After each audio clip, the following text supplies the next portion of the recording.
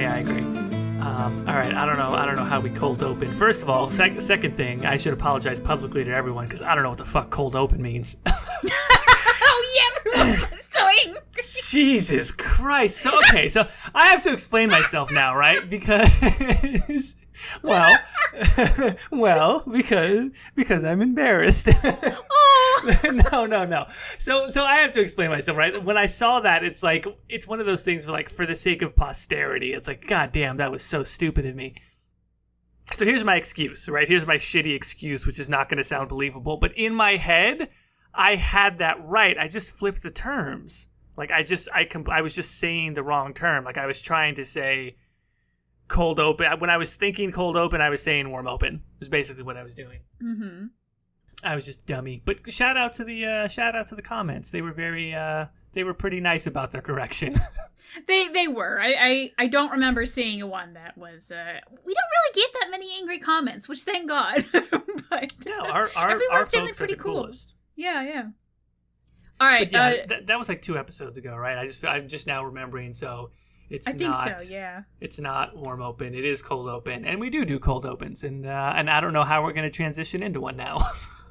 Well, I mean, hey, you guys liked that episode where we did Dragon Age decisions, and this month has been kind of weird for both of us, and we didn't have a good topic in mind, so we're like, let's do Mass Effect decisions, because it's kind of easy, and we wanted to do it, so. Aha! A little bit of seeing how the sausage is made, but, it's pretty good as far as our segues go. Yeah, it could be worse. All right. Yeah, so Mass Effect decisions. People, you folks know the drill now. We've already done a couple of these for Dragon Age. We basically just go through some of the major decisions that are often talked about in the community, story-wise, role-play-wise, and we kind of give our take on it, for, against, etc. Mm-hmm. And we decided in this case that we're going to jump in with Mass Effect 3 to start off with. I guess it kind of matches because we started with Inquisition on Dragon Age, sort of. And for a split second, I thought maybe we should start with Andromeda. But Jesus Christ, we talk about Andromeda so much already. Okay. We're going to take that board that says Times complain about Andromeda and then erase it back to 0 for one of that to say, there's really not that many decisions in Andromeda that felt like, I cared about the choice. You know what I mean? Yes, I do. Yeah. There's not a ton that are super consequential. I was going to start trying to recap the ones that were, but fuck it. We'll do that on the Andromeda episode if we ever do one. That's true, yeah. So let's do Mass Effect 3. Mass Effect 3. And so do we want to start, I guess, with maybe I'm not trying to go strictly speaking in chronological order of the events of the game, but I kind of feel like the big one that's always one of the most identifiable ones is the genophage. Do you cure the genophage / how do you deal with the Solarian offer to sabotage the genophage? And so I feel like I went first on a lot of the Dragon Age ones, so I'm going to let you go first for the first one for Mass Effect. Oh no. Okay, so I will say I did try to look things up and read the wiki because it has been 5 years since I played the series. I know I need to play it again. Oh yeah. But it's been a hot second. No so this shame is in going that. off of 5-year-old memories and then a summary on Wikipedia. So that's fair enough. So what I did, by the way, did you know that Mass Effect has a keep thing for Mass Effect choices?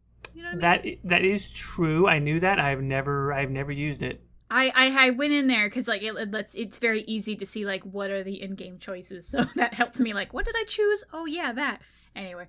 But what I ended up doing was I cured the genophage and let Mordin do his thing because Mordin was great and I didn't want to say no to him. And I think that Mass Effect, unlike Dragon Age, I had a very vague idea what was going on. So I feel like a lot of my decisions I made back then were more based on gut reactions. Mm-hmm. And then after I had made it was oh, maybe that wasn't a hot idea. I don't know. So yeah, I cured the genophage because I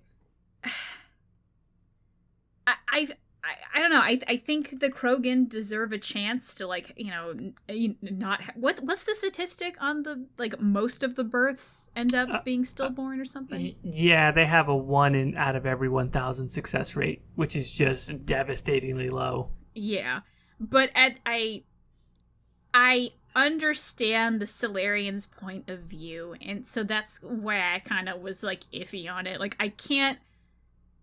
I think in almost a realistic situation, it would be a lot harder choice to decide. But because this is a game and I want everything to go nicely, I cured the genophage and let Morden do his thing. But I think where I actually shepherd, it would be a lot harder choice because, like, the Krogan did almost control the universe, right? That's what the lore says. Yeah. So I don't know. That one's iffy on me. But I think because I was just so attached to Morden and Morden's character, and like he honestly felt bad, I almost felt like this is Morden's thing. I'm gonna let Morden do this. I'm gonna step back because that's I think what I got out of that. I agree with the link to Morden because it really feels like it is heavily dependent on how the player feels about him. And then also, I mean, for anyone that, I assume most people did the loyalty missions. Like if you do his loyalty mission in Mass Effect 2, when you start to see the beginnings of him unraveling his own thought process and his own thinking and sort of beginning to question what he did. That's all I was thinking about first time in on Mass Effect 3 was like, he is, as he so famously exclaims in that scene in Mass Effect 3 that I made a mistake. It's like, yeah, he did make a mistake, at least by his own estimation, but the fact that he realized that took him a long time to figure out, and it's not a mistake that he's now trying to correct it, right? Like he's really sure about this. And Morden don't play around. If Morden feels that the genophage should be undone, as the guy who helped design it, like he's probably right. So I think that's a good call out. Like Morden's insight into the genophage is one of the most unique and powerful things in the entire Mass Effect franchise, in my opinion. I guess speaking from my point of view, I don't remember a lot of the game because it's been 5 years. I do remember Morden. I remember, pretty well, like him singing and like the whole event of like, it had to be made. Someone else would do it wrong. Like the scene where he goes and like as he's dying, he like the things exploding around him. He goes like, I remember this a lot. So, yeah. It's powerful. You would remember it even more if you shot him in the back. Oh my god, that is just a gut punch, man. Like I've only done it once. Yeah, I think I've only done it. No, that's right. I did it once. And yeah, that was enough. I was like, I don't ever want to, because he crawls, man. Like it's brutal. I've seen the video, and yeah, it's pretty brutal. His determination to do that is just so crazy. Like that is one of the most, talking about taking that road, because obviously as far as what I've done everything. I've done all of them. But that's one of those ones where it's like serious feeling of regret. Like, oh no, now he's crawling. Don't crawl, man. Just die fast. Come on. Don't make me feel bad for killing you. God, you're the worst. Yeah, it was because it was one of those where like I loved Morden. I never wanted to kill Morden. It was one of those like, all right, playthrough number 9. What am I gonna do different? And it was just like, look, buddy, Morden, my heart's not in it. Can you just hurry up and die? Like. Now, would you say, this is maybe a little bit off topic, is killing Morden kind of on the same emotional level as giving Fenris back to Daenerys? I've never given Fenris back. Oof. Yeah. I've done it once, and it's like he accepts it, and it's just the saddest. Like, he doesn't fight you. Like when you say, yeah, you can have him, he just kind of looks really hurt, and he goes, okay. And you're like, that's it? No, you're not gonna fight. Wow. It was pretty bad. Well, I'll tell you what, giving Isabella back feels great. Go take her. What's the little book stealing wench? Get out of here. You lied to me. Anyway, back to Mass Effect, but so as for like, the decisions that I've done, I pretty much tried all of them, but first go around, obviously I was very big on wanting to cure the genophage. I don't know if that was just the general paragon-ness of that playthrough. That I think was just kind of, I think in general that was just like feel good. I really liked Rex. I thought Rex had a lot of great character development, and so I wanted to see that happen.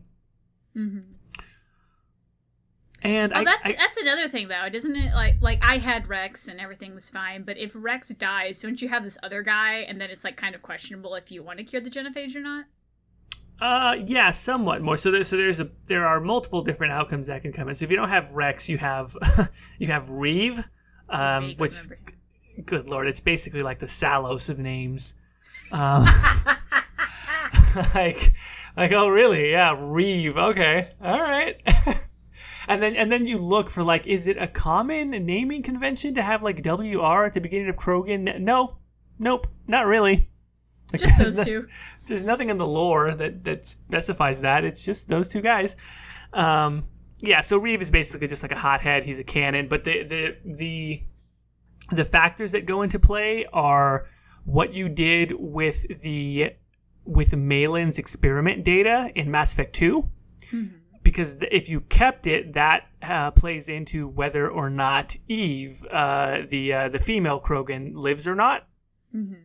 And so the idea is that the best case scenario is both Rex and Eve, because Rex is more of a progressive as far as Krogan culture is concerned. He's not as interested in warmongering, and also Eve is really going to keep him in check, and he respects her. The second worst one is Rex is dead, Reeve is in charge, but Eve is still alive, and so even though they're going to butt heads and Reeve doesn't really respect her because she's a female, as much as Rex would, she can hold her own. Like, she'll keep him in check. So that'll be like 50-50. And the worst one is if Rex and Eve are both dead, Reeve is almost certainly going to, lead the Krogan to more galactic conquest.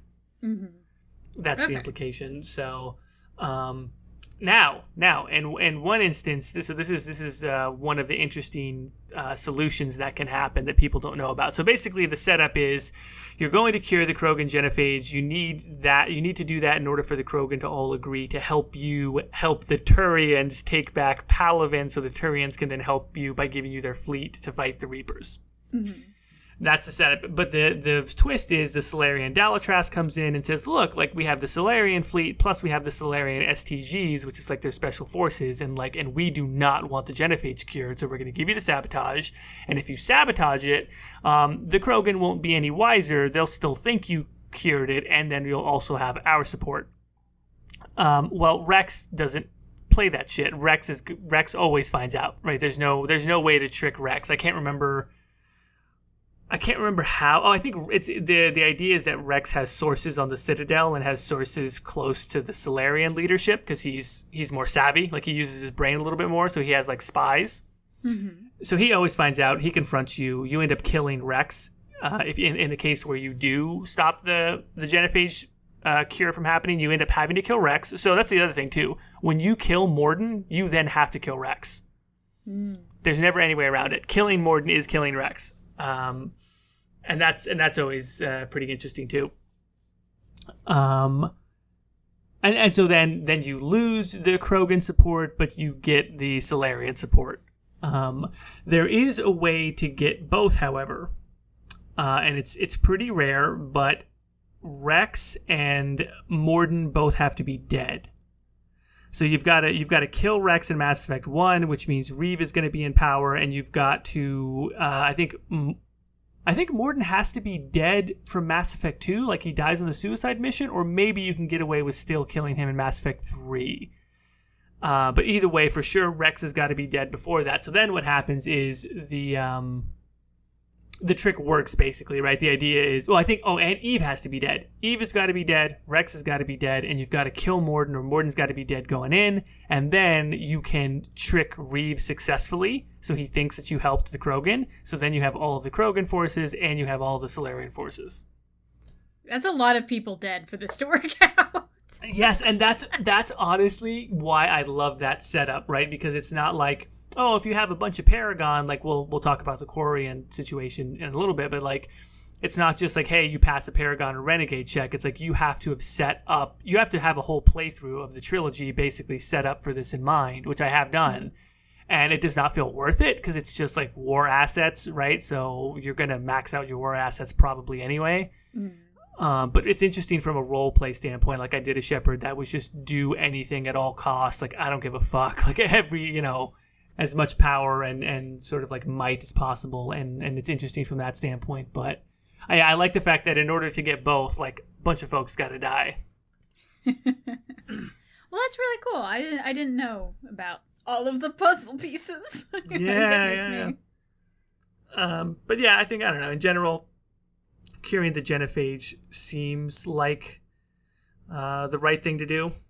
I guess, but at the same time, I can understand people that don't. Like, I feel like this isn't as much as a black and white choice. Like, it's definitely a black and white choice in the sense that one kind of makes you an asshole, but I also get that there is a long history of the Krogan that have tried to conquer us and almost succeeded. Yeah. So I get it. I don't know if I like can completely support it, but I get it. Yeah, it's almost kind of similar to the Rachni, which again we'll get to, but yeah, that's a really good point. And another thing on that, it's not just that they were adamant about galactic conquest, which they were, but also the fact that, like, culturally they haven't really changed. It's all contingent upon the change coming because of Rex and Eve, and then you realize, like, oh crap, like the stabilization or the reform of their culture is completely hinging on these two people. It's a pretty risky gamble to do that. So yeah, I totally get that. The last thing I will say on this sort of like decision is, like, Morden, when you really think about the way that the player sees into this issue through Morden, it's one of the best instances of character progression ever. Like, he really progresses through two games a lot, where he's making the case for why the genophage was not extinction and why it was, like, perfectly balanced to make sure that no, like, their population would level out at a very low level, and it actually preserved their species, whereas other people would have just completely annihilated them. And, like, he's really making the case for why it was exactly the right call. And then starting with his loyalty mission and all the way through until that point in Mass Effect 3, like, we just see Morden start to put all of the pieces together in his own head, and he adapts to new information. He didn't know Eve was around.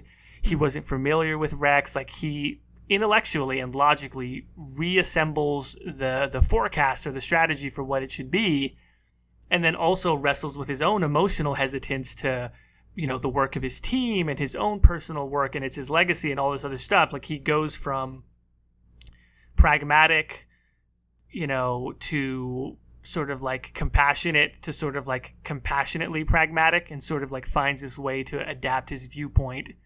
And as the player is watching this happen, at least for me, I'm just like, holy crap, this is such a great example in storytelling of how to combine logic with emotion and how to combine, like, factual analysis with compassion. And it's like a really good instance of that through character progression. Mm-hmm. Now, you mentioned earlier the quarian-geth dilemma, so do we want to go with that one next? All right, quarian-geth.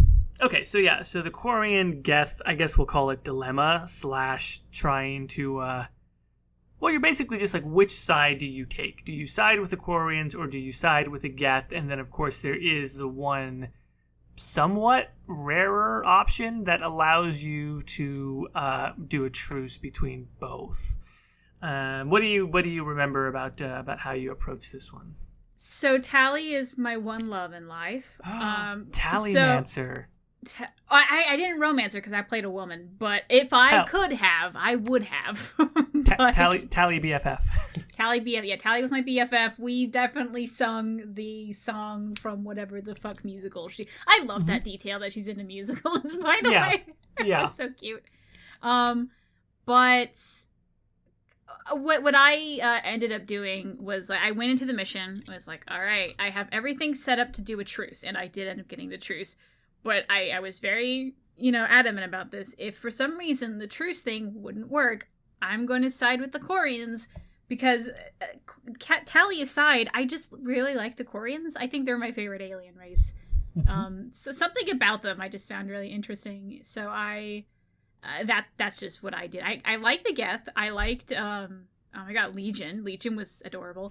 But the Quarians and Tali were too interesting to me, and I loved them so much that barring any other reason, any other, like, making sense, whatever, I was going to choose them, and that was kind of where I fall. It doesn't matter what in-lore decisions there is, I like them enough that I don't care.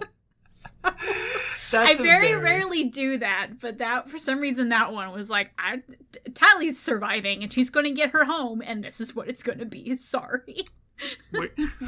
Well, I think Tally is a hugely popular character. Mm-hmm. Were you sad when Legion died? Yeah. Honestly, but here's the thing. Honestly, until you said that, I forgot he died no matter what. So I guess I wasn't that sad. Yeah, well, I guess it's forgettable when he dies. He basically, no matter what, he uploads his code to help the Geth. What's the way that they frame it? He sort of attains sentience because the Reaper code, right? He was combined with the Reaper code. It allowed him to gain sort of individuality and like, I don't know, a higher level of sentience somehow. And when he uploads his modified Reaper code to them, it basically destroys them, right? So he sacrifices himself no matter what. Mm-hmm. That is kind of forgettable compared to if you side just straight up with the Quarians. And then you have to like sit there and like keep blasting his face off. Well, you don't have to, but the renegade prompts keep coming up, and you're like, oh well. Yeah, here we go. Oh, I have to do it again. Oh God, how many times do I have to do this? It's basically like Morden times 10. Like Legion just won't go down. Yeah, here's the thing though. Maybe it's because the crawling through the exploding buildings. I haven't played this. I just watched the YouTube videos because I'm that person. So this is how I know this. Uh-huh. But yeah, something about crawling through the exploding building is more traumatic than having to sit there and shoot Legion a bunch of times. It's still traumatic, but something about the building is like, oh no. Everything, yeah, right. It's like metaphor on Front Street. Everything is collapsing. Yeah, there you go. Yeah, so I guess that's what people remember, right? Those who side with the Quarians just shoot the shit out of Legion. Now, what did you do? So Truce, first time around, because again, I liked them both so much. I remember the first conversation that you have with Legion in Mass Effect 2. It's so cool. Like, it's so fucking cool. The idea of Legion as a whole is so brilliant. The fact that he's a Geth and he's talking to you and he's got your armor, and when you ask him about it, his little light bulb eye thing kind of like... That's great, by the way, as for character animations. Then they're not really eyebrows, but they act like eyebrows. That was so brilliant. The little metal pieces around his flashlight head and the way they kind of refocus, and then he's just like, what does he say? Like, it does not compute, or like, I don't have an answer for that. It's so great. It's like, that was one of the coolest moments. So I've always liked Legion a whole lot, and I liked Tally quite a bit also. So like most people, I wanted to go for the Truce. Mm-hmm. I didn't know going in that you had to have a specific setup or thing like that, so I'm really glad I managed to pull it off first time. Mm-hmm. And then in subsequent playthroughs, just for roleplay purposes, I have chosen the Quarians, even when I had the ability to do the Truce. And again, it's really just roleplay purposes, right? A human being who's just very mistrustful of, say, EDI and Legion, right? Just very mistrustful of AI in general. Mm. And I find that something kind of curious happens, right? There's something in Mass Effect 2 where... No, wait. Am I getting that wrong? Is it in Mass Effect 2? It might be in Mass Effect 2. It might be Mass Effect 3 where... No. It is. I'm sorry. It is 2. Legion and Tally have a bit of a fight. That's right. I think it's right before you go to the Geth base, or maybe right after, where Tally catches Legion uploading something back to the Geth or something like that. And she freaks out. And the way... And you can... Let's see. You can lose Tally's loyalty even after having done her loyalty mission, and there's no way to get it back unless you either side with Tally or you use a Paragon check to keep both. Okay, so what most people end up doing then, because you're going to lose loyalty, is they pretty much always end up doing the Truce. They end up using one of the Paragon options. Well, one time I decided, again, just purely for roleplay purposes, I'm like, I'm not going to just take the persuade options every time I have them. So I took like a lower right option that was non-Paragon or Renegade, just being like, well, I'm siding with Tally, and basically just tell Legion, like, cut your shit out, she's right, stop doing that, or else. And I'll never forget, like, the light bulb goes red and he, like, flares up and is just like, this is why we were enslaved and I'm not going to let this happen again. And like, whoa! Like, Buddy. the scissor hands came, like, the robot scissor hands came out. Like, he was ready to throw hands and shit. And I was just like, aha, you pesky robot. I found you. and that's, like, again, still kind of sticking with my roleplay. Like, the way that I saw that, like, it just gave my shepherd more reason to be like, aha, they are all out to get us. So then following that, when the Mass Effect 3 decision came up, it's just like, yeah, fuck you, you tin can. I'm going to shoot the shit out of you. I was about to ask, was that the playthrough where you shot him at the airlock? But nope, that... Yeah, well, it's just like, and then, like, when you obviously, when you're about to kill him, he goes kind of apeshit because he's trying to not die, and so he's defending himself, but, my better nature obviously wants to truce, but I also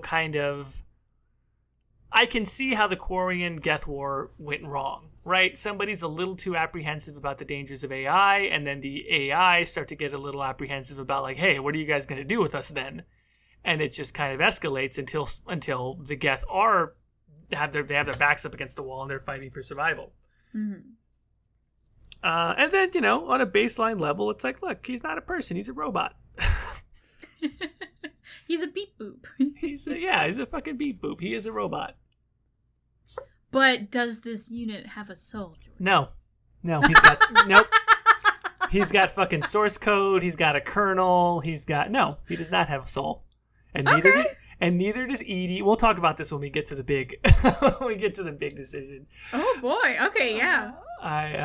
Neither does Edie. If I can save a person or I can save a sentient robot 100 times out of 100, I'm gonna save the person because that robot's not a person. Oh boy, I can already see the comments about to throw hands right now. It gets worse. I got more material on that one. Oh no. Okay, yeah, let's Okay. Maybe this is another episode. Maybe we just quit this and just go into that. It could be its own episode, in all honesty. Oh God. But anyway, so we're both pretty solid on, like, obviously we want to try and do the truce if we can.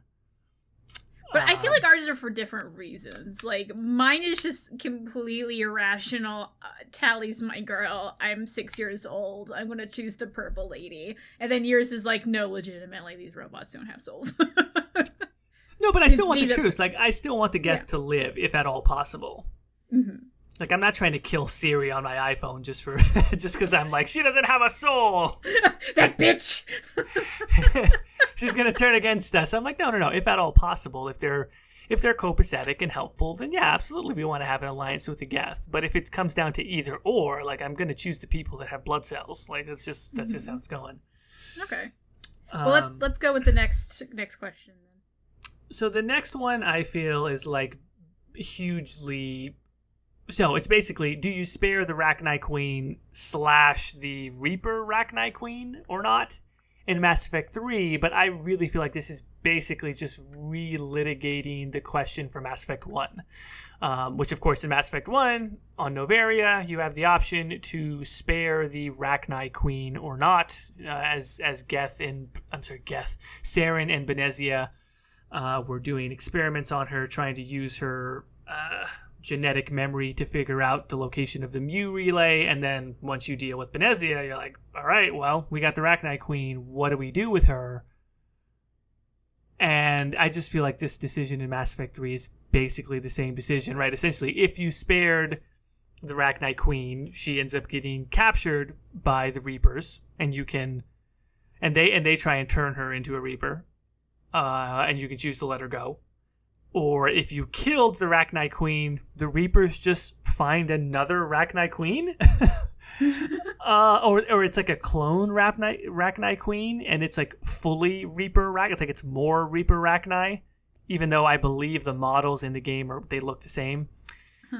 So to me, it really felt like a somewhat of a superficial issue. But once again, you have the option to spare or not spare, and I basically just do whatever I did in 1, right? And so that means for my first half of playthroughs, I always spared, and then for my second half of playthroughs, I always flush that cockroach down the toilet. So this is Well, this choice and I think the next choice we're going to talk about, I couldn't remember what I did off the top of my head. The second choice we're going to talk about, I eventually remembered. This one, though, so I thought I remembered what I chose, and then I looked up YouTube videos for it. Turns out I only remember what I did in Mass Effect 1. I don't remember what I did here. I really don't. I don't remember this quest at all. Like, I had to read through it and be like, oh, I know I did it. I just don't remember it at all. Did you get Grunt in Mass Effect 2? Yeah, no, I did all that. I definitely had him. I definitely did this quest, because I remember, what's it called?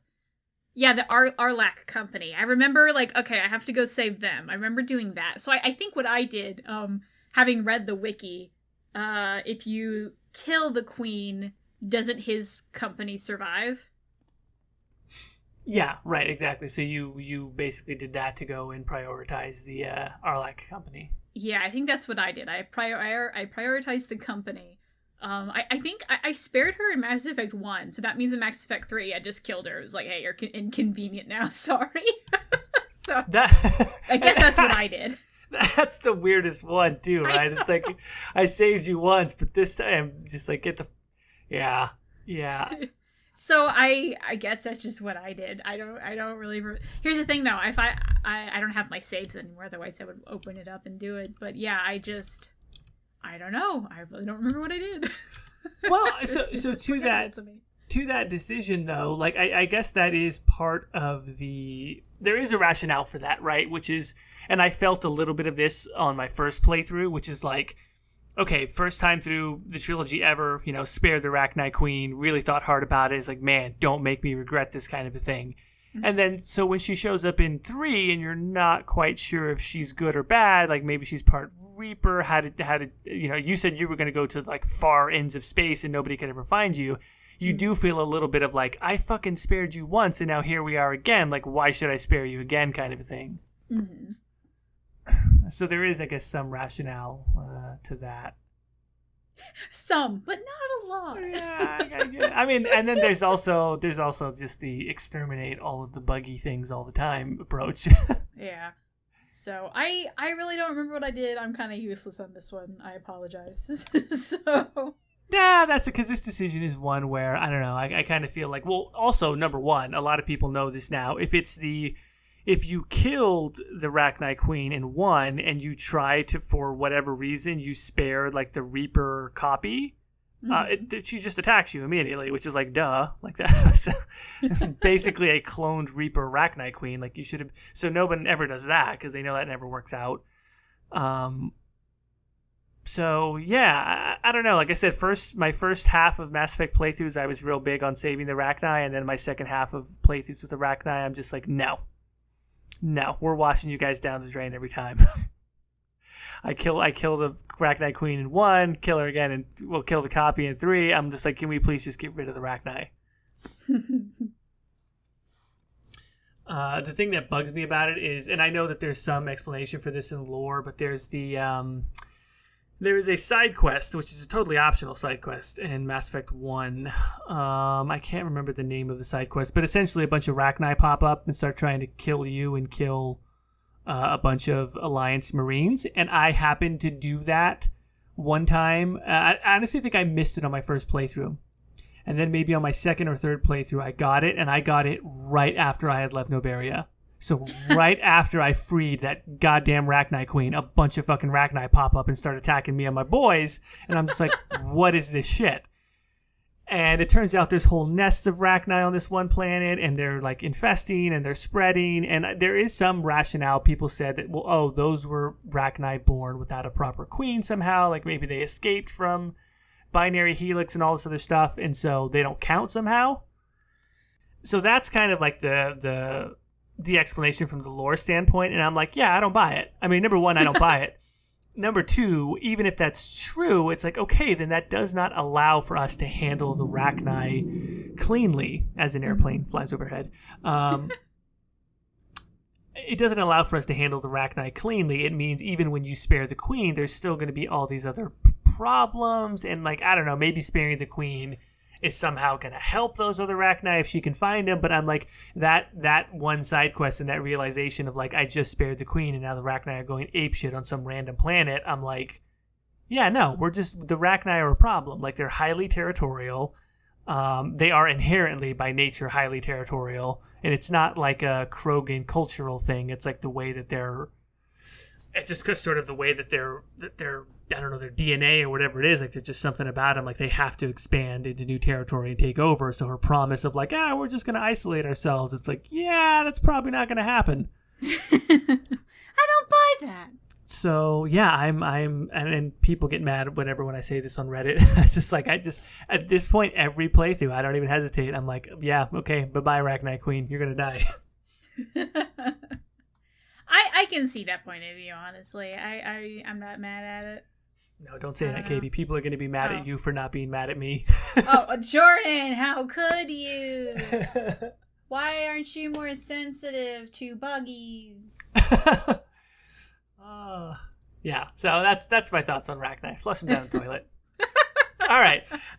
Next is this one. I don't know. I was kind of on the fence about this decision in general, or including it as for topic of discussion, because I don't know very many people who choose the latter. But it's what do we do with Jack's students from Grissom Academy? Do we have them trained to do more biotic support, which is basically just like shields and shit, or do we have them trained to go into like frontline biotic commando shit? Mm-hmm. I don't know very many people who say we're gonna send the kids that can't remember to drink their juice boxes to the front lines. At one point, Jack literally has to remind what's her face, one of them, to drink her juice. Why would we send these? Like, they all look like they're 15. Why are we sending them to the front lines? I didn't remember this choice at the beginning, and I had to look it up. And was like, oh yeah, these were like children. Why would we send children to the front lines? Yeah. Here's the thing. It's not how I remember it. Maybe this is wrong, but I remember like Jack takes you aside or something like, these kids ain't ready, and the kids are like, no, we want to play with the big kids, and I think that's how it goes, right? Yes. Yeah, so here's the thing. From like a commander side of it, I remember thinking like, well, okay, these kids can either excel in a job I give them at, which is support, or they probably hinder other people on the front lines because they're fucking dying everywhere. Right. Like, it's like almost a like, the only reason to choose the front lines one is that you just want to make these kids feel good about their abilities, and like, that's just insane to me. Right. Like, one, it's going to get them killed. Two, it's not even a good war choice. So yeah, no, they stayed behind, drunk their juice bosses, and then made some shields, and I called it a day. Yeah, that is, that's 100% my take on it as well. And it's weird too, because it's like, from a morale standpoint, like, also, like, you have to imagine, right? Like, no matter how dire the Reaper War is, if you're a guy who's like an actual adult, commando guy on the front lines, and all of a sudden you see some kid next to you, like, you got to look over your shoulder and go, how fucking bad is it? Like, this is what we're sending now for reinforcements. We don't have anyone else. There's nobody else. Like, where are the Krogan? Where's the muscle? Why is this kid who's like throwing these weak biotics out here? Why is this on the front lines? I imagine it would be demoralizing to everyone else, actually. This is random, but I wonder if that's how, like, people in animes where, like, magical girls is, like, the form of, like, saving the Earth. I wonder how that they feel. Like, in Sailor Moon, like, there's this huge fucking monster and this 14-year-old girl is saving us? Are we all incompetent? Like... Yes. In the world of Sailor Moon, the answer to that question is yes. Like, all these, like, terrible things, and there's, like, this petite little girl, like, I'm gonna save everyone for love! And you're like, wow, that worked somehow. What reality am I living in? That's also true of, like, basically all anime, right? I mean, that's what you said, but I start to go down the line, I'm like, oh yeah, fucking the Yu-Gi-Oh! Kid and Ash Ketchum, and fucking, they're all 10 years old. Oh, yeah. They're all 10, and they're saving the world. Like, they're literally saving the world. With card games. Yeah. Can you imagine? Like, I almost want to see like some sort of live action version of that. Like, can you imagine? Like, when I was a kid, it all seemed normal to me, but now as an adult, I'm like, Can you imagine the fucking Pokemon situation? There's this 10-year-old little kid with a yellow rat, and he's like gonna go fight an alien. See, I thought you were going to go with the angle of you want to see a live-action Yu-Gi-Oh! Because you just want to see how the hell they do his hair live-action. And I was be like, yeah, actually, it's a good question. I don't know. They call up just all of the pop stars, and they figure out how to do it. Between Kesha and Nicki Minaj and all these other people, they'll figure out a way. Oh, God. But yeah, I was about to ask the age-old question, is like, do you think they eat the Pokemon? But this isn't a Pokemon podcast. We should... Oh, what a great question. I mean, some of them, right? They have to, yeah, right? Like, what's a bird Pokemon? Pidgeys? Pidgey for sure. They probably eat the shit out of Pidgeys, right? Like, somebody does. Yeah. Anyway, I was about to say this is going to go down a terrible path if we do. What do you think the tastiest Pokemon is? Is there a Pokemon that's like in the shape of a... It's just like Pikachu. I was gonna say like a fire-type Pokemon, because it probably can cook itself, so it'd be like really simple. Like, okay, you know what? I know I'm gonna offend people. I don't care. I'm going head first, because the Jack question's not that interesting, so I'm just gonna go head first into the Pokemon.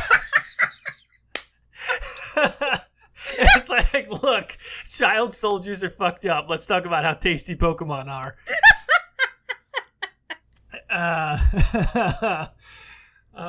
Okay, wait, so no, seriously, like, if you're a vegan and you're like, well, we can't eat the Pokemon, there's no way around the fact that, what's it called, and I might get some of the names wrong, because I used to play the Pokemon games a lot when I was a kid, not so much anymore. Not saying there's anything wrong with that. I think if you're an adult and you love the Pokemon games, I think they're great. They're actually pretty good RPGs, honestly, as far as the team building aspect of them. But, Milk Tank? The cow? The cow Pokemon. Okay. Yeah. We definitely, the Pokemon it's alluded to that we get milk from Miltank. Uh-huh. So, like, as a vegan, are people offended? I mean, because you're definitely getting animal food product from that. Well, I mean, vegans don't... I'm confused what you mean, because vegans don't drink milk, so it's like... Well, that's what I'm saying, right? It's like if we were saying, like, oh, well, we turned Miltank into a, medium rare steak, I assume people would be really offended, but I'm saying, are they not offended? They must be offended by the milk, right? Well, yeah, because it's milk. Well, I wouldn't say offended, but, like, yeah, they're slightly bothered by the Pokemilk. Yeah, the Pokemilk.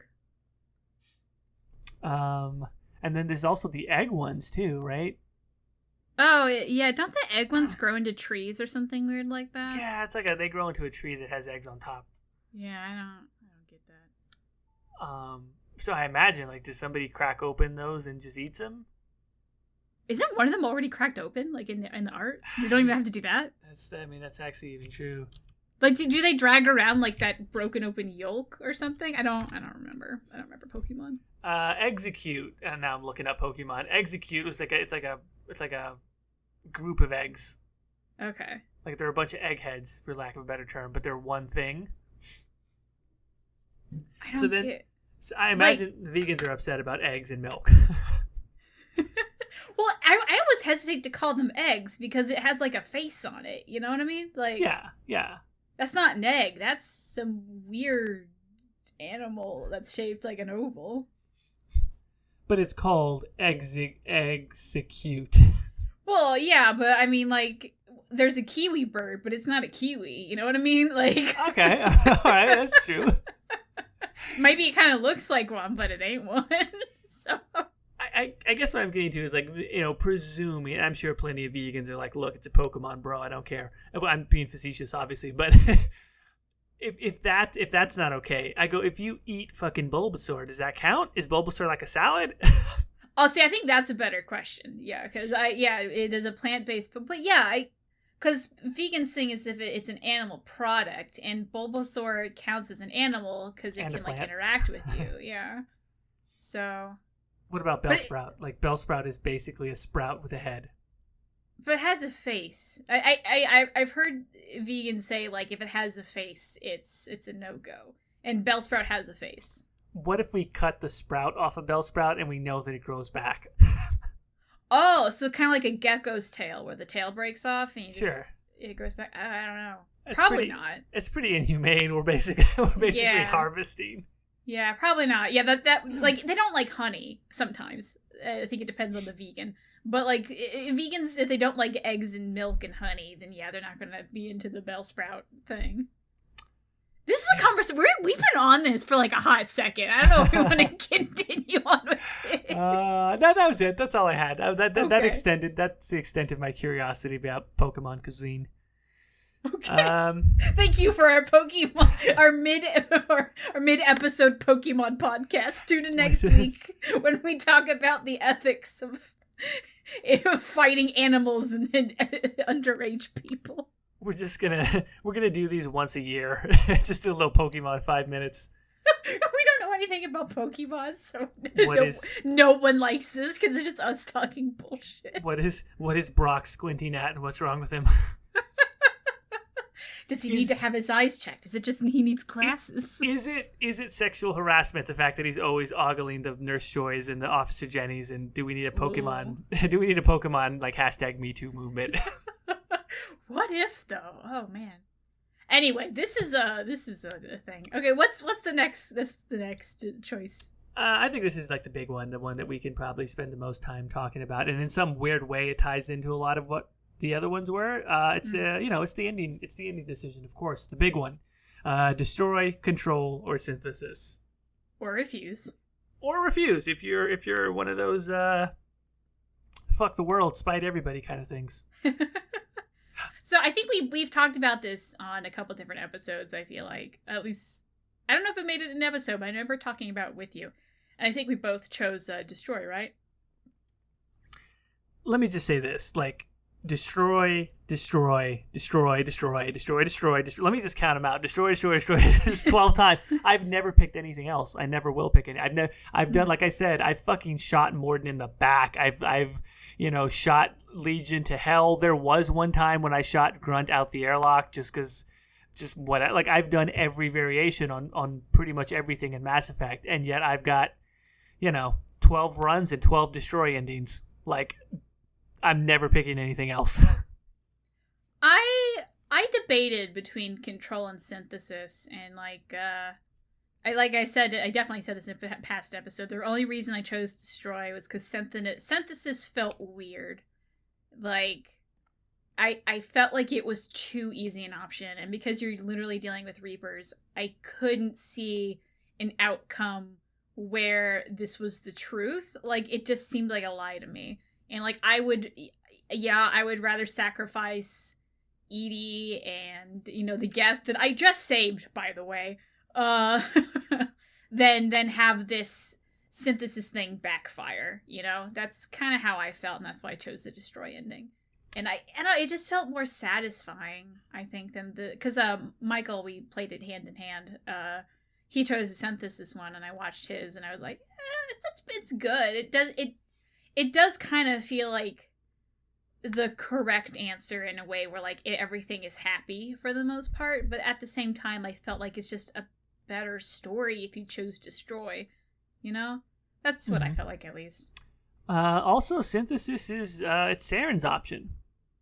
I mean, it's basically what Saren is arguing for in Mass Effect 1. In Mass Effect 1, Saren makes the argument that because he's been so cybernetically enhanced that, like, organics can be more through synthetics, and, like, by allying with the Reapers, this is going to usher in a new age where we're going to be, man and machine and made as one. Like, it's basically Saren's idea. Mm-hmm. And so a lot of people who are always destroy, like I am, make the argument that synthesis is basically Saren's solution, and control is basically the elusive man's agenda. Mm-hmm. He says we should actually try and learn to control the Reapers, and so I don't know. That's for what that's worth. The two antagonists of the earlier games, that's basically their represented viewpoints. Like that was their goal. The goal of Shepard was always to destroy the Reapers. Mm. Yeah, I agree with that. I mean, but so I will say the control ending. I think that's a fun ending. I don't think it's like anything I would choose, but there was this one artist. I can't remember who the artist is because it was so many years ago. But they made an argument through little comics and stuff that they wanted to choose the control ending because their extremely power-hungry shepherd was now the most powerful thing in the universe. And I was like, that makes sense. Seems like something Tamar would do. Oh my god, it would be. Oh my god, one day, I mean, when you do your Mass Effect Trilogy playthrough, should you do like a Tamar shepherd? Fuck yes, we are doing this. Oh my god. I should say, since at least view count wise, we get about double the views on the podcast than we do on the Codex Addict, which is fine, by the way. But we have a streaming YouTube channel where we do a lot of different things. And one of our, I think my favorite currently, is we're doing a absolutely ridiculous run of Dragon Age Inquisition where this, yeah, just watch the episode thing, but it has a bunch of silly mods on it. It's a bunch of fun. So yeah, let's the next time I want to play through the Mass Effect series, I'm going to pump this bitch up with the worst mods I can find, and we're going to play through a Tamar-like thing. And then you can give me, like, the worst, weirdest things, and we take the control ending. This is going to happen. I love it. Oh, you know what? That could be a crazy playthrough, because there are some good decisions in Mass Effect that would fall in line with, like, Power Hungry. Uh-huh. Oh, dude, this let's not get too planny into this, because let's save some surprises for the audience. So I would say for me, Control is also, I don't even know if I find it that interesting personally. Because again, I basically just watched the cutscenes on all of these because I've always taken Destroy. Control just seems creepy to me, man. It's like Shepard becomes like this weird machine Reaper God Shepard thing, and I'm like, ew. Yeah. Ew. Like, I don't want to do that. That's weird. That's weird, man. Stop it. Like, I'm making fun, but I agree. Yeah, it's kind of like, ooh. Because it's not really you, right? Like, it's kind of your memories loaded up onto a Reaper, right? Yeah, essentially. Yeah, so it's, what was the game? Is it Soma? I think it's, have you played Soma or know of Soma? I have not. It's on my Steam library. I am going to play it. I bought it. I'm going to play it at some point. Oh, okay. I don't want to. No spoilers. I've heard it's got a good story. Yeah. Okay. Yeah, Soma kind of deals with that question. Well, damn. Now I don't want to. Okay, never mind. Okay, people that know Soma is gonna be like, yeah, this is just like Soma. But I'm like, I can't say anything. So okay, never mind. Play that game and then come back. Oh, you should play that for Halloween. That would be fun. Ah, interesting. That might be. It's a real short one, I know. Yeah. And it's like kind of scary, sort of. But anyway, I watched a playthrough. I haven't actually played. I don't know what I'm talking about. Okay. Well, yeah. Now Shepard dies definitely on Synthesis. Does he die in Control, or is there a double Shepard, or? I mean, I think the idea is that your physical body is, yes, destroyed on both the Control and the Synthesis options. Mm-hmm. And then if you do the things right, you might survive with Destroy, if that's what I remember correctly. Yeah, I mean, if you have your assets maxed out, war assets, which, again, it's not that hard to do. I pretty much do it every time now. And you can do it without playing multiplayer. It is a little bit hard. You do kind of have to do a completionist run without multiplayer, but still possible. Or, of course, mods.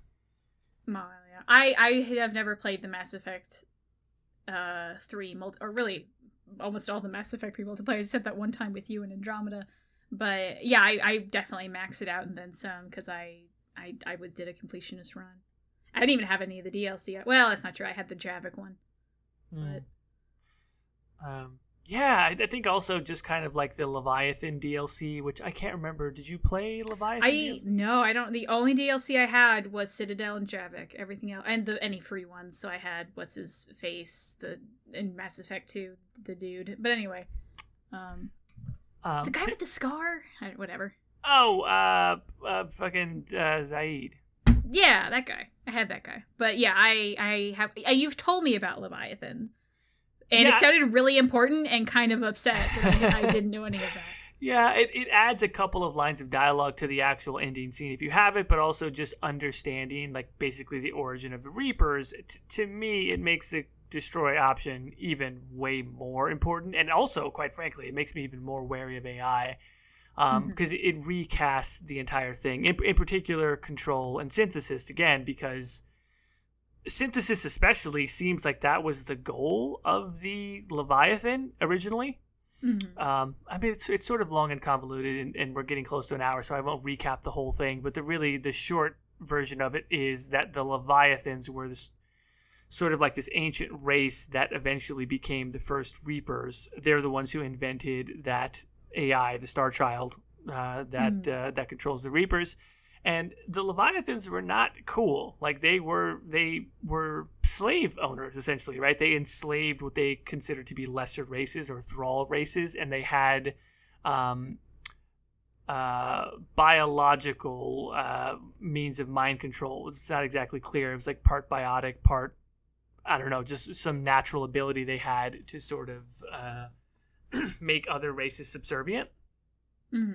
So they were really crappy, and then their races had some level of autonomy, started creating AI to help themselves, and then they would continue going to war.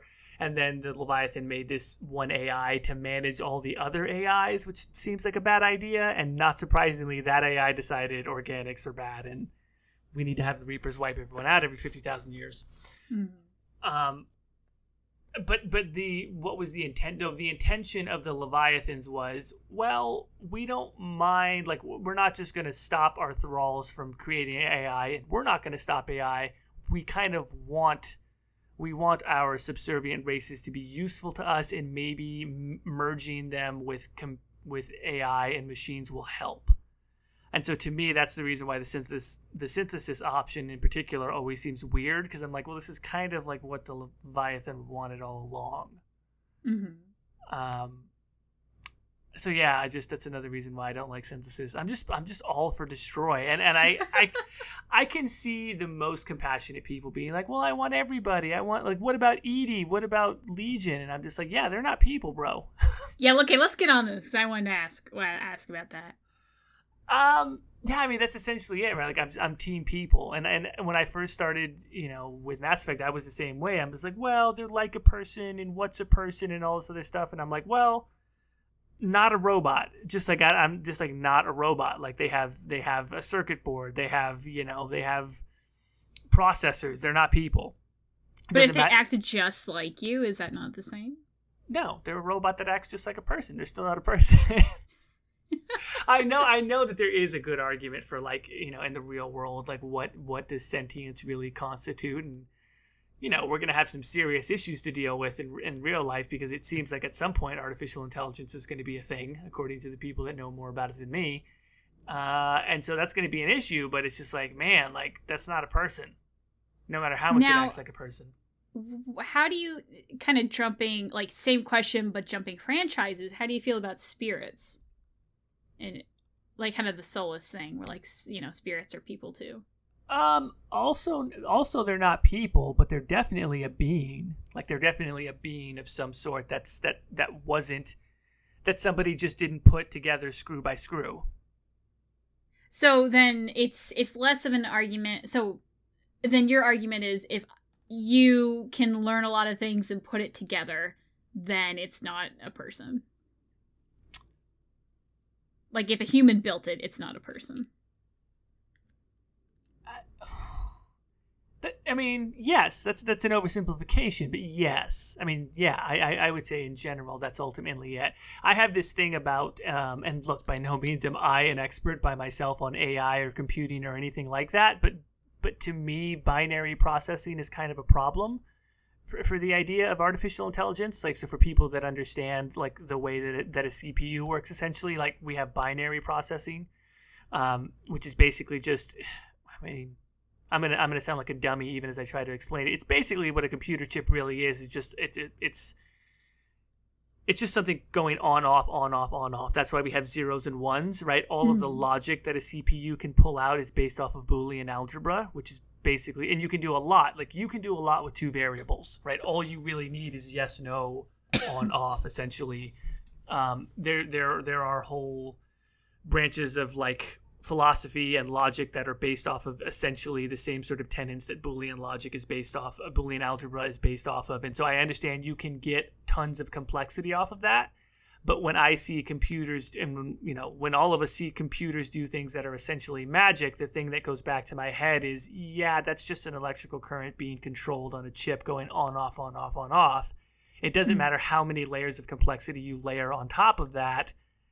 I go back to, like, I know what that is on its most core level, and it's still not a person.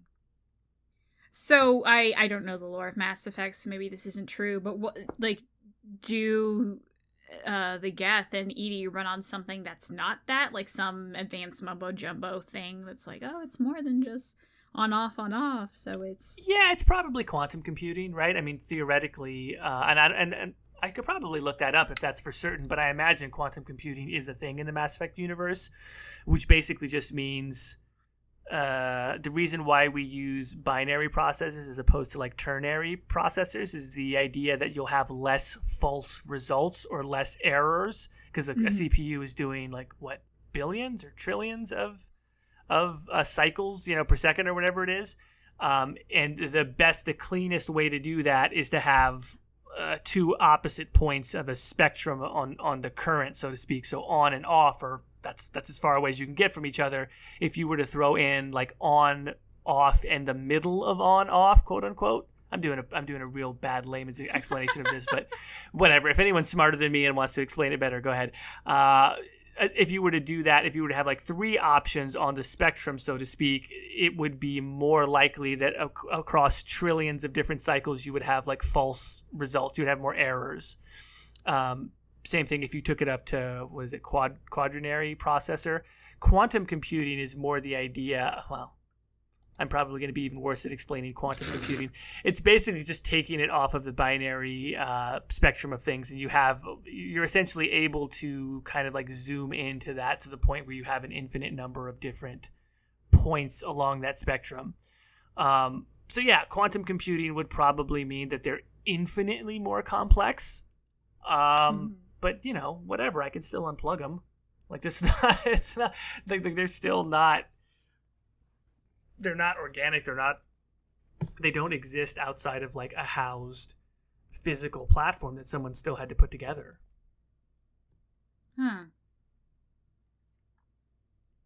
Computers. Oh boy. It sounds heartless though, right? Does it just sound mean? Is that what it is? I mean, yeah, I think here's the thing. I don't disagree with your logic, but I think I disagree because I want to see Edie as a person, and I want to see Legion as a person, because that's a good point. they act like it, and it's close enough. But it's, yeah, does this unit have a soul? I don't really know. We as humans don't even know if we have souls. So at this point, it's like, I don't know if I have one. I can't argue if you do or not. Like, I'm just going to treat you like a human, because that's the best I can do. That being said, I still choose control or destroy, so I'm not much better, I guess. Yeah. So you feel worse about it than me. Yeah, well, here's the thing. Like, I save Edie, I tell Edie and, Joker, like, I love your relationship, you guys are the best, and I save the Geth, and then I turn around, and it was like, I treated you all very nicely, and I fought for you, whatever, but at the end, thank you for your service, I used you, goodbye, Like, like, I felt wicked bad at the Destroy ending, even though I would choose it again. But yeah, I don't know. Does it sound heartless? Yeah, it does, but I don't necessarily think that it's wrong. Yeah, that's what it is. Like it is like, it sounds mean, but I don't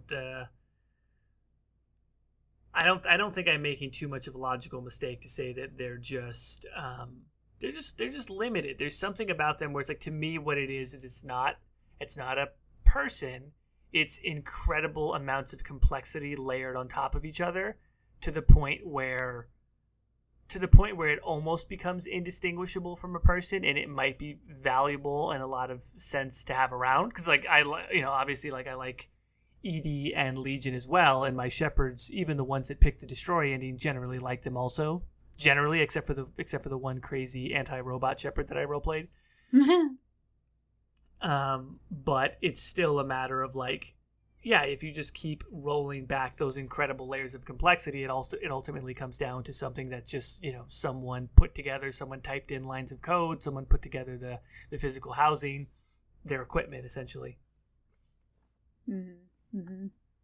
I can't wait for the comments on this one. People, bye. The people are gonna give me so much shit for this. Please don't email me. By the way, I'm not gonna read because like I no. If you have a very long complaint, just send put it to ghildirthalen@gmail.com. No. I won't respond. I'm so behind on messages. I feel so bad. I don't need more people. Oh god. Well, okay. I think this is a good place to wrap it up. We went a little bit over, so maybe we can cut out that whole Pokemon bit. I don't know. No, we're leaving that Pokemon bit in. God. I'm so sorry. I would like to give an open apology, but how long we talked about Pokemon and Mass Effect. Look, I'm not apologizing. You also, we should be apologizing for not having done it sooner. I'm gonna go destroy the Geth, and then I'm gonna have a big, fat, juicy Miltank steak, medium rare. Oh God. All right. Well, Jordan, where can they find you? So you can tweet your complaints to me at the Exalted March on Twitter. I'm also on Instagram at the Exalted March, and of course on YouTube. You can find me under the Exalted March. Where can folks find you, Caitie? One, don't. Two, you can find me Ghildirthalen on Twitter and YouTube. Real quick, I'm a Sithda on Twitter. Yeah, message me and a couple other people. God, I can never remember her using drunk, dumped, and Dalish.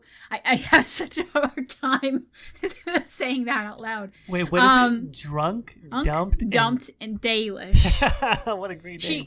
Do you not know who that is? I might be familiar, but just I don't know if I've ever paid attention to that. She runs a blog where she writes about like interesting writing analysis on Dragon Age. Oh, I think I know. Yeah, I think I know what you're talking about. Yeah. But yeah, Jackdaw is also in it too. Like a bunch of people. We're trying to get this together where we kind of have an N7 day, but with Dragon Age. Where we just get together and we say we like this thing a lot and, all sorts of stuff. So check out the, oh God, what's the actual official Twitter handle? Okay, hold on, cut out this long pause. Official, unofficial Twitter handle? Yeah. Okay, unofficial D4 day, because it's going to be December 4th. We're trying to do like a lot of like fan art prompts so you can like create things. We're going to try to we already have one artist signed up to do like if you email us your fan art, we like put it on our website and retweet it everywhere. Then you'll be entered in a raffle to get a free commission. We're going to try to do stuff with charity on the actual day, Dragon Age 4 day. I'm going to be streaming all day trying to in one sitting beat Dragon Age 2. So that's going to be fun. Yeah. That's going to be awesome. Yeah. So with Jordan, I'm going to try to rope you into that as well, if you're available. That'll at least fun. come on for a couple hours and keep me company, because guys, it's going to be something. But yeah, I hope to see you guys there. We're going to try to do some stuff with charity. So check out the Twitter handle and like donate, participate. We'd love to see you there. So anyway, that's my rant on that. And Jordan, do you have anything else to add before we sign off? No, I think we've covered it for today. All right. Well, thank you guys, and Dara Sharon.